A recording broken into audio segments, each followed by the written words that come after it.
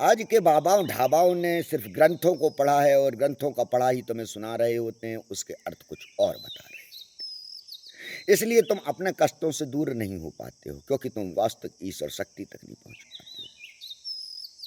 मेरा जो समाज में आने का उद्देश्य है, वो उद्देश्य है आडंबर हटाओ, सनातन बचाओ। सनातन की वास्तविक संस्कृति को तुम वापस अगर ले आओगे तो तुम स्वयं ईश्वर तत्व तक पहुंच जाओगे, क्योंकि उसके लिए तुम्हें भीतर जाना पड़ेगा, तुम्हें ईश्वर तत्व को समझना पड़ेगा। मैं वर्तमान में रुद्र पांडव हनुमान में हूं, सामने हनुमान जी बैठे हुए हैं। ये वही शून्य विद्युत क्षेत्र है जिसकी खोज अभी जनवरी में भले ही विज्ञान के द्वारा की गई हो, जिसकी खोज वर्षों पहले मैंने ध्यान के माध्यम से कर दी थी। यही हमारे ऋषि मुनि संत महात्माओं का कार्य था कि उस ऊर्जा क्षेत्र को ध्यान धारणा समाधि अपनी शक्तियों के द्वारा पहचानना कि कहां ऊर्जा विद्यमान है, और वही ऊर्जा शक्ति ही मूर्ति या स्थान से तुम्हारे शरीर के भीतर प्रविष्ट करती है, तुम्हारी आत्मा को शक्तिशाली बनाती है। वही मैं धनु स्तंभन विद्या के द्वारा तुम्हारी आत्मा को इतना शक्तिशाली बना देता हूं कि वो परमात्मा में लीन होकर तुम जो चाहते हो वो संभव हो जाता है। तुम अपने माता पिता को देखना चाहते हो, पितर पूर्वजों को देखना चाहते हो, तुम किसी देवी देवता के दर्शन करना चाहते हो, वो सब संभव है। तुम अभी इसलिए नहीं कर पा रहे हो क्योंकि तुम वास्तविक में ईश्वर तत्व को ही नहीं जानते हो। स्वयं शिव से लेकर रजनीश तक सभी लोग ध्यान में क्यों गए? क्योंकि उस तत्व को समझने के लिए,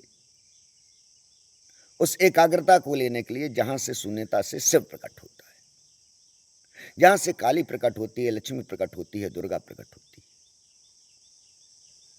जहां से संसार की सभी लोग प्रकट हुए हैं, चाहे वो पशु पक्षी कीट पतंगे कोई भी क्यों ना हो। मेरा उद्देश्य सिर्फ इतना है कि तुम उस शक्तियों को ग्रहण कर सको।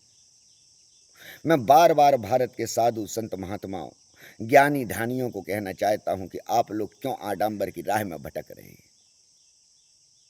आज लोग प्रचार प्रसार के लिए, ये तो अजब ही हो गया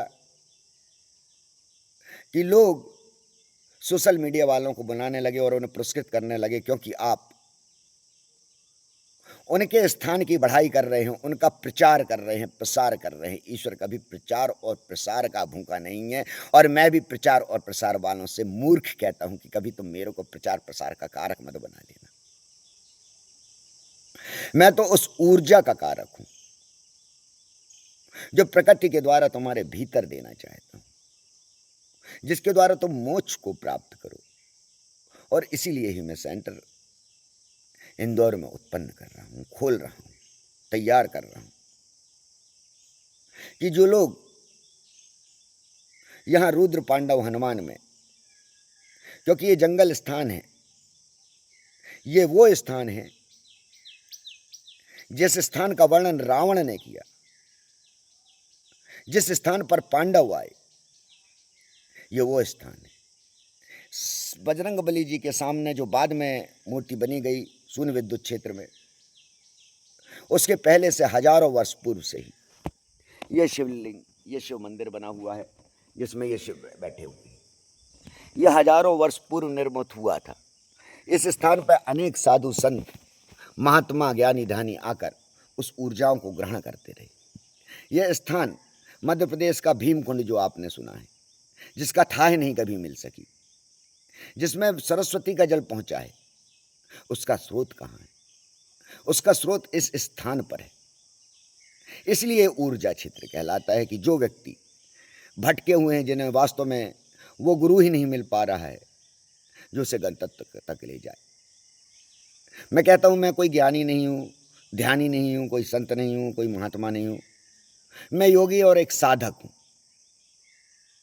और मैं चाहता हूं कि जो मैंने प्राप्त किया है अनेक वर्षों में, वो वास्तविक लोगों तक पहुंचता जाए, ताकि ये गति हमेशा चलती रहे। मेरा उद्देश्य आडंबर को हटाना, सनातन की वास्तविक संस्कृति को वापस लाना है। धनु स्तंभन विद्या, जिसके द्वारा भूत प्रेत तंत्र मंत्र जादू टोना, मस्तिष्क के अनेक विकारों, हमारी जो शरीर में लत लग जाती हैं उनका विकार, ये सब चीज हटाई जा सकती है उस धनु स्तंभन विद्या के द्वारा। तुम्हारे आंखों में गांधारी की तरह पट्टी बांध दी गई है और इसलिए तुम्हारे घर में महाभारत छिड़ी है। और महाभारत का अंत तुम भी जानते हो कि क्या होता है, सिर्फ नष्टता। इसीलिए मैं सभी सनातनियों से हाथ जोड़कर निवेदन करता हूं कि समय रहते जाग जाओ, अपने ईश्वर को पहचानो, अपने राम को जानो, अपने कृष्ण को जानो, शिव पार्वती को जानो। तुम्हें जो अभी ग्रंथों के द्वारा समझाया जा रहा है, जो तुम्हें ग्रंथ बार बार सुनाए जा रहे हैं, ये बहुत बाद में लिखे। जब ये लिखे गए तब स्वयं लोग ईश्वर तत्व में लीन हो रहे थे, उस ईश्वर से आराधना कर रहे थे। रामचंद्र जी कितना भटके, श्री कृष्ण जी को अपना स्थान छोड़ना पड़ा। ये सब क्यों हुआ? उन ग्रहों के कारण, जिन ग्रहों को तुम जानते नहीं हो, जो ग्रह तुम्हारे चारों तरफ हमेशा वायु के रूप में कार्य कर रहे होते हैं।